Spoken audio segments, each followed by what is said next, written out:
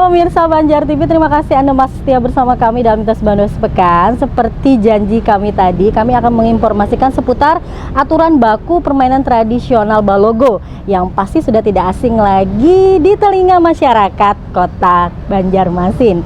Guna menyamakan persepsi dan kesepakatan dalam aturan baku permainan tradisional Balogo yang merupakan salah satu ciri khas budaya yang ada di Kalimantan Selatan, Bidang Pembinaan Kebudayaan Dinas Pendidikan dan Kebudayaan Kalimantan Selatan menggelar musyawarah bersama Dinas Kebudayaan dan Komunitas Balogoan se-Kalimantan Selatan. Sementara itu, penentuan aturan baku ini juga menjadi bagian dari pelestarian permainan tradisional Balogo. Apalagi dengan keluarnya sertifikat Dirjen Kebudayaan Kemendikbud RI, permainan Balogo sudah ditetapkan sebagai salah satu warisan budaya tak benda dari Kalimantan Selatan. Kepala Dinas Pendidikan dan Kebudayaan Kalimantan Selatan, Muhammad Yusuf Effendi, membuka secara resmi musyawarah permainan tradisional Balogo di satu hotel di Banjarmasin. Musyawarah dilaksanakan bidang pembinaan kebudayaan ini dihadiri 65 peserta dari bidang kebudayaan dan komunitas Balogoan se-Kalimantan Selatan. Musyawarah ini untuk menentukan aturan baku yang selama ini belum pernah ada kesepakatan antar kabupaten kota, sehingga seringkali dijumpai adanya perbedaan aturan saat perlombaan Balogo baik di tingkat kabupaten kota maupun di tingkat provinsi. Sebenarnya itu kita sendiri menciptakan itu. Cuma mungkin ada sedikit perbedaan, itulah yang mungkin disamakan oleh seluruh kabupaten kota ini.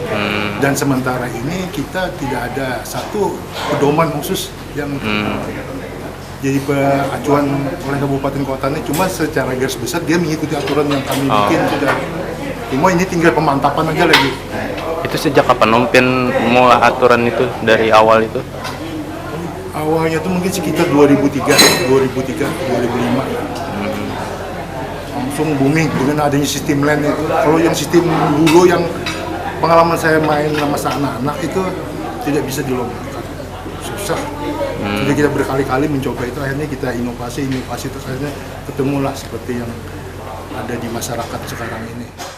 Dengan musyawarah ini diperoleh kesepakatan mulai dari penentuan aturan hingga kelengkapan permainan Balogo, seperti pemukul dan bidak Balogo atau campa yang bisa dipergunakan saat perlombaan Balogo di tingkat kabupaten kota, provinsi, bahkan nasional. Penentuan aturan baku ini juga menjadi bagian dari pelestarian permainan tradisional Balogo, apalagi dengan keluarnya sertifikat Dirjen Kebudayaan Kementerian Pendidikan dan Kebudayaan, permainan Balogo sudah ditetapkan sebagai salah satu warisan budaya tak benda dari Kalimantan Selatan. Harapannya dengan pelestarian budaya daerah ini berimbas pula pada event pariwisata yang menjadikan permainan tradisional Balogo menjadi hiburan untuk wisatawan baik luar daerah maupun mancanegara untuk dimainkan saat kunjungan ke Banua. Kita ingin permainan ini tidak hanya terkungkung di wilayah Provinsi Kalimantan Selatan atau merupakan permainan tradisional di kabupaten kota, tapi kita ingin mudah-mudahan ini bisa meningkat menjadi permainan yang diakui secara nasional. Ini juga sebenarnya kita sudah punya muda dasar, yakni ini merupakan salah satu warisan budaya tak benda yang telah mendapat sertifikasi dari Kementerian Pendidikan dan Kebudayaan dalam hal ini Direktorat Jenderal Kebudayaan. Nah, jadi oleh karena itu seluruh seni dan budaya kita itu harus kita kembangkan, harus kita kita bina, kita kembangkan, dan harus kita lestarikan. Mudah-mudahan kawan-kawan yang ada di 13 kabupaten kota bisa meningkatkan permainan ini. 1, 2, menyediakan alat-alat permainan ini, logonya, campaknya, karpetnya atau arenanya, sehingga harapan kita untuk meningkatkan Pijet Kalsel tahun 2020, wisatawan baik yang lokal maupun internasional yang datang ke daerah kita, cobalah kita bawa bermain Balogo. Tidak hanya dibawa dengan tari, tapi kita bawa mereka, ini loh ada permainan tradisional dengan sistem siapa kalah mahambin yang kalah mahambin yang menang. Seperti itulah harapan kita, karena permainan Balogo pada saat zaman dulu yang kalah menggendong, yang menang digendong yang kalah menggendong yang menang. Jadi kita arahkan kepada kawan-kawan wisatawan baik domestik maupun mancanegara. Kedepannya pemerintah provinsi berencana menjadikan permainan balogo bagian dari kurikulum sekolah agar bisa dimainkan dan dipelajari lewat kegiatan ekstrakurikuler. Erwin Yudanwari, Banjar TV. Ya pemirsa Banjar TV, kita beralih ke informasi lain. 150 penari Kalimantan Selatan mendapat kesempatan pemirsa untuk tampil di hadapan Presiden Republik Indonesia dan sejumlah tamu negara di Istana Negara di Jakarta saat momen peringatan HUT ke-75 Proklamasi Kemerdekaan Republik Indonesia tanggal 17 Agustus mendatang pemirsa. Sementara itu, dosen tari Fakultas Seni Pertunjukan ISI Surakarta menyatakan alasan Kalimantan Selatan diajak tampil di Istana Negara sebagai pengembangan karya tari dari daerah agar bisa ditampilkan ke khalayak yang lebih besar. Dunia seni tari di Kalimantan Selatan mendapatkan kabar baik untuk tampil di Istana Negara setelah para penari dari Sanggar Permata Ija Jela Kabupaten Batola berhasil meraih 4 penghargaan saat Parade Tari Nusantara tahun lalu dilaksanakan Taman Mini Indonesia Indah, Jakarta. Hal ini terungkap usai gelaran workshop tari bersama Dr. Eko Supriyanto di salah satu hotel di Banjarmasin.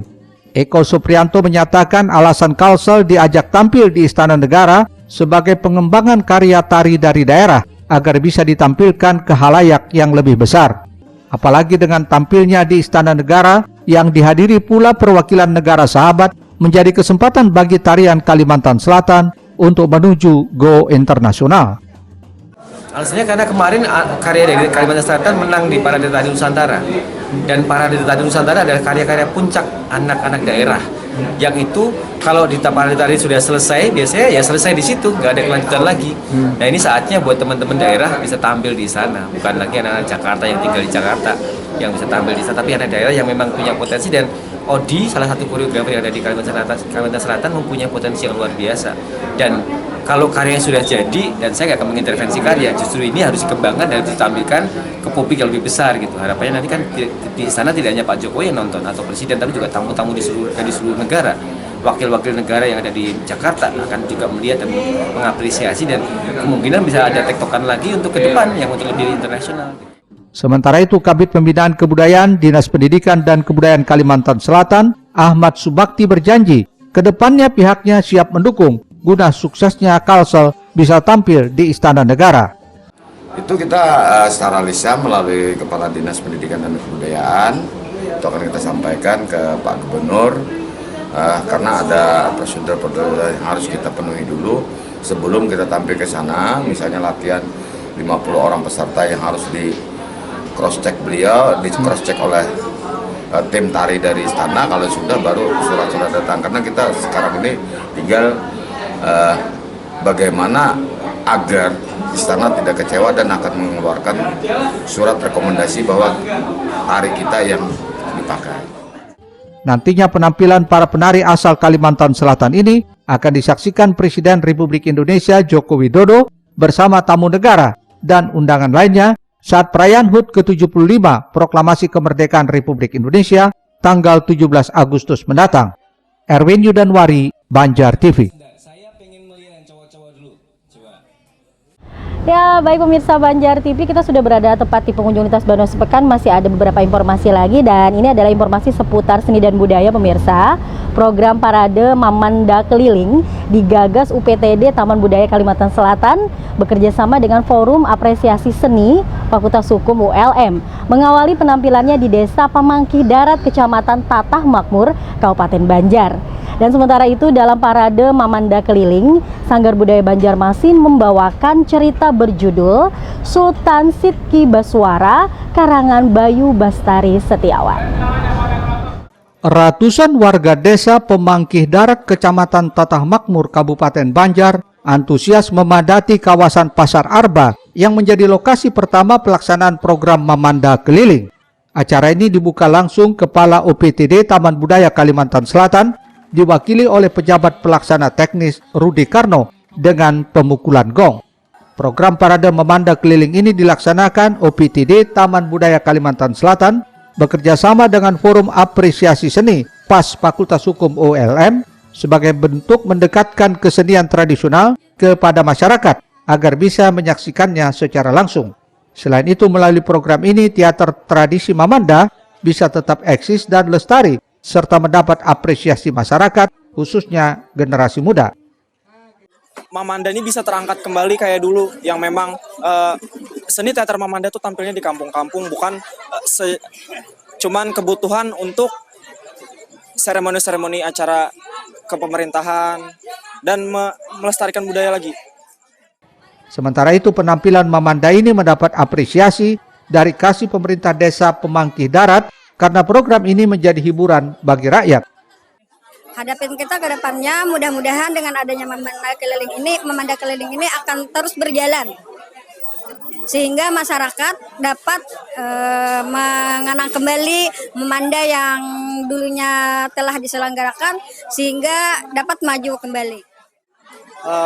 Bersyukur benar gitu dah, ibaratnya dibawa, diajak lah ibaratnya lah, dibawahi untuk mengisi acara. Jadi kawan-kawan Sanggar Budaya ini kada semuanya yang bisa Mamanda, lalu dapat kesempatan belajar Mamanda. Apalagi malam tadi datang Bapak Abdullah melatihkan kami, jadi membujuri garapan kami, habis itu memadahi kayak apa sejarah Mamanda itu Bang. Bersyukur benar dan mudahan sukses acaranya ini. Rencananya, parade Mamanda keliling kembali ditampilkan di 3 lokasi berbeda, yakni halaman Markas Koramil Banjarmasin Selatan, Komplek Purnama Permai 3 Sungai Andai, dan di Museum Wasaka Sungai Jingah Banjarmasin, dengan masing-masing menggandeng Sanggar Kariwaya Balangan, Sanggar Pusaka Tabalong, dan Sanggar Lawang Banjarmasin. Erwin Yudanwari, Banjar TV.